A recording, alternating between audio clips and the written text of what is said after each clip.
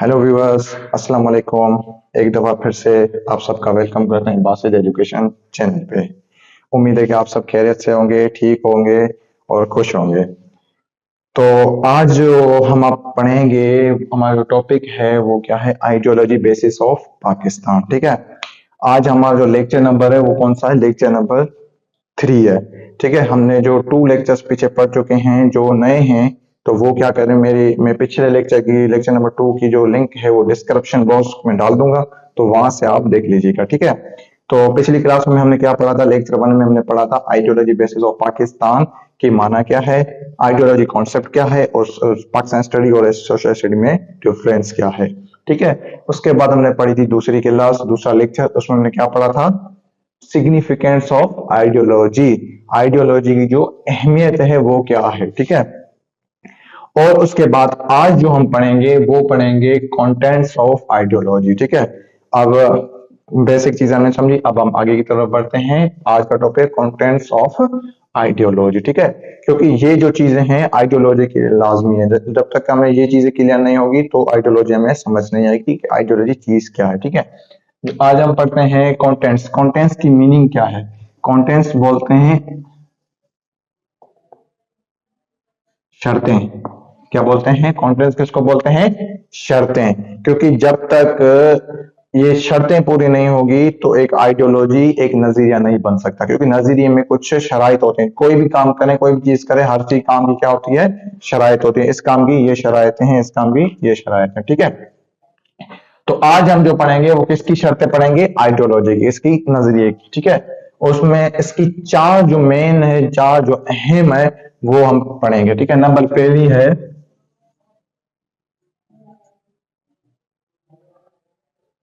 Common religion. Common religion. ठीक है। ये क्या चीज है? ये सबसे अहम किरदार है। ठीक है। क्योंकि जब तक एक नजरिया तब तक नहीं बन सकता जब तक के उन सबका रिलीजन, मजहब एक नहीं होता, तब तक क्या आइडियोलॉजी, नजरिया एक नहीं बन सकता। जैसे कि हम पाकिस्तान में रहते हैं तो हम सबका जो रिलीजन है वो तकरीबन अल्हम्दुलिल्लाह क्या है? मुस्लिम है। ठीक है। और उसके बाद दूसरी जो चीज मेन है वो क्या है? Common culture. Common culture, religion and culture. ठीक है। ये जो चीज है ये भी अहम किरदार रखती है। क्योंकि एक नजरिया तब तक पूरा नहीं हो सकता जब तक उसमें उसकी कल्चर जो है उसकी नहीं हो। देखिए, जैसे कि हमारा जो कल्चर है, जैसे जिसको हम बोलते हैं लाइफ स्टाइल। कल्चर क्या शो करता है? हमारा लाइफ स्टाइल, मतलब कि हमारे रहन सहन का तरीका। हमारे रहन सहन का तरीका, कि हमारा जो कल्चर है वो क्या है। अब हम समझेंगे कि पाकिस्तान का कल्चर तो शायद सेम नहीं है आज के जो लग रहा है दौर से। नहीं, सेम है। कैसे? कि हमारा जो कल्चर है वो क्या है? शलवार और कमीज है। ठीक है। केपीके में जाए, पंजाब में जाए, सिंध में जाए या बलूचिस्तान में जाए, लेकिन उनकी जो कल्चर, जो कपड़े हैं वो क्या है? शलवार एंड कमीज है। जब आइडियोलॉजी बनी थी, जब नजरिया था, तो जब इंडिया और पाकिस्तान जब एक थे, अब हम सोच रहे हैं कि कल्चर तो अब पहले जब इंडिया में मुसलमान रहते थे, इंडियन मुस्लिम, तो उनका सेम नहीं था। पर लेकिन क्या, जब पाकिस्तान और इंडिया एक थे पार्टीशन से पहले, 1947 से पहले, तो इंडिया वालों का कल्चर भी क्या था? सलवार और कमीज ही है। इसलिए क्या उन सबका जो कल्चर है वो भी क्या हुआ? सेम हो गया। ठीक है। उसके बाद नंबर 3 चीज है वो है कॉमन काज। Common cause.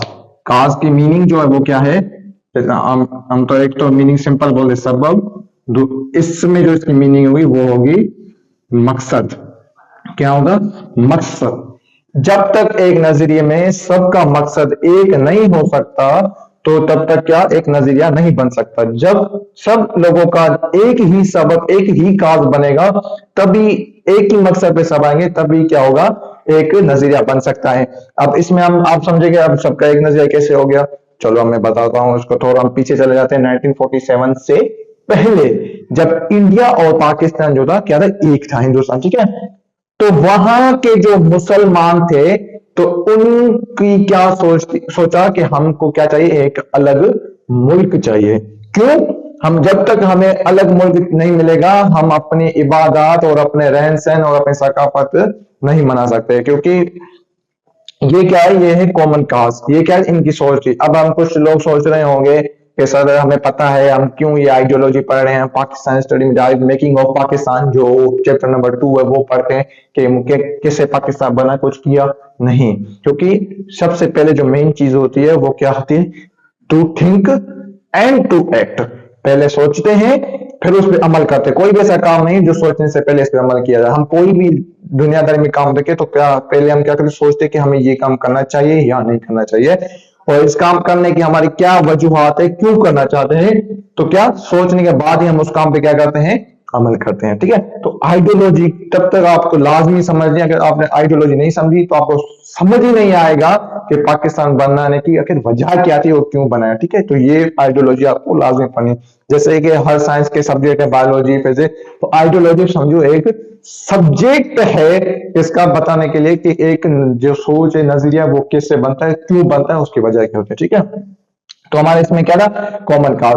तो इंडिया के जब मुसलमान थे, वो उनका सबका मेन मकसद क्या था, पाकिस्तान को बनाना। क्यों? क्योंकि वहां वो अपने रिलीजन, अपनी मजहब के तहत अपनी जो इबादत है वो कर सके और अपना जो कल्चर है उसको भी मना सके। ठीक है, अब चलते हैं चौथी पॉइंट की तरफ। Common religion, common culture, common cause and common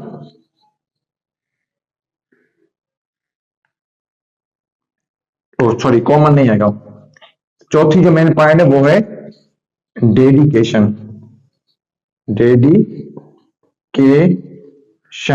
ठीक है, ये जो पॉइंट है ये भी सबसे अहम है। ठीक है, डेडिकेशन किसको बोलते हैं, डेडिकेशन बोलते हैं सच्चे को। इसको बोलते हैं सच्चे को। किससे सच्चा होना, अपने मकसद के साथ सच्चा होना। जब तक हम अपने मकसद के साथ सच्चे नहीं होंगे हम कुछ नहीं कर सकते। ठीक है, डेडिकेशन की मीनिंग क्या है,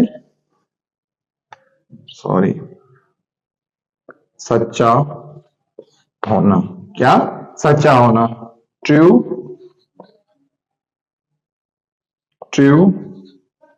योर एम, अपने मकसद के साथ, टू योर एम, अपने मकसद के क्या क्या होना, सच्चा होना। क्योंकि जब तक हम अपने मकसद के साथ सच्चे नहीं होंगे तो हम वो अपना जो सोच है, आइडियोलॉजी है, उसको हम नहीं बना सकते। क्योंकि जब इंडिया और पाकिस्तान एक था, जो उनके जो मुसलमान थे तो उनका भी एक सच्चे थे ना, उनका एक लीडर था कायद मोहम्मद अली जिन्ना। जब वो उनको बुला था कि आ जाओ सारे मुसलमान एक जगह पे इकट्ठे हो जाओ, तो जो भी वहां के मुसलमान थे, जो खाना खा रहा होगा वो खाना छोड़ के आ गया, कोई काम में होगा काम छोड़ के आ गया, कोई बीमार था बीमारी को भूल के आ गया। क्या हुआ, वो क्या थे, अपने मकसद के साथ जो है वो सच्चे थे। जब तक हम अपने मकसद के साथ सच्चे नहीं होंगे हम कुछ नहीं कर सकते। ठीक है, तो हमें सच्चा होना लाजमी। हमें कोई भी काम हो, अब वहां के मुसलमान बोलते अब कहा ज्यादा ने बुलाया, हम कल चले जाएंगे, परसों चले जाएंगे, आज हम खाना खा रहे हैं, ये काम कर रहे हैं, वो कर रहे हैं, आज क्यों जाए कल जाएंगे, नहीं। अगर ऐसा होता तो क्या होता, पाकिस्तान आज नहीं बनता। पर वो क्या था, वो सब कुछ ऐसे सच्चे थे, अगर उनकी जान भी चली जाए ना मकसद की खातिर तो वो भी कुर्बान है। तो ये है डेडिकेशन। ठीक है, जब तक आप अपने मकसद के साथ पूरे सच्चे नहीं होंगे आप कुछ नहीं कर सकते। तो ये क्या है, ये कॉन्टेंट्स है, ये क्या है, एक नजरिए की शराइत है। जब तक ये शर्तें पूरी नहीं होगी तो एक नजरिया नहीं बन सकता। जब तक एक आपका मजहब सेम नहीं होता, जैसे पाकिस्तान के सारा मजहब क्या है, मुस्लिम से, आपका कल्चर, आपकी सकाफत एक नहीं होगी। जैसे कि हम सबकी कल्चर क्या है, सलवार और कमीज है। काफी ममालिक दूसरे ममालिक की अलग अलग है। जैसे अरब में चले जाए वहां पे वो बड़े बड़े जुबे और वो पहनते हैं, और यूरोपियन कंट्रीज में चले जाए वहां पैंट शर्ट, ये वो क्या कल्चर है।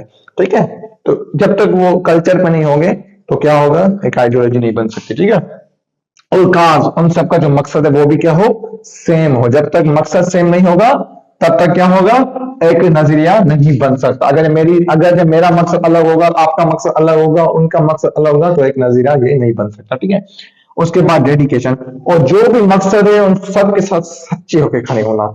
जब तक हम सच्चे नहीं होंगे तब तक वो नजरिया नहीं बन सकता।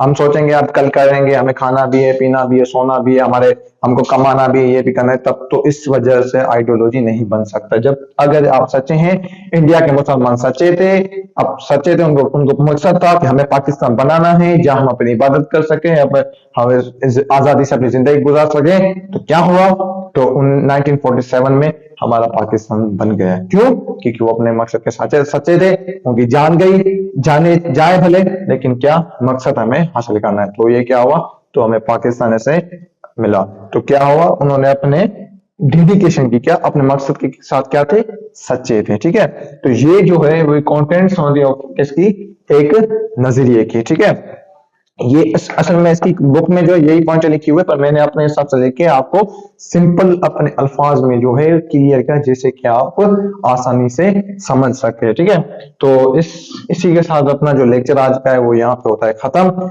जो भी चीज इस पे नहीं समझ आई हो, इसमें कोई भी आपको दिक्कत हुई हो, कोई मुश्किल, एक बात मैं आपको दोहरा दूं कि वीडियो एक दफा देखने से समझ नहीं आती, इसको आप 2 3 4 दफा देखें, फिर भी ना आए, कोई भी चीज ना समझ आए, कमेंट बॉक्स में कमेंट करें।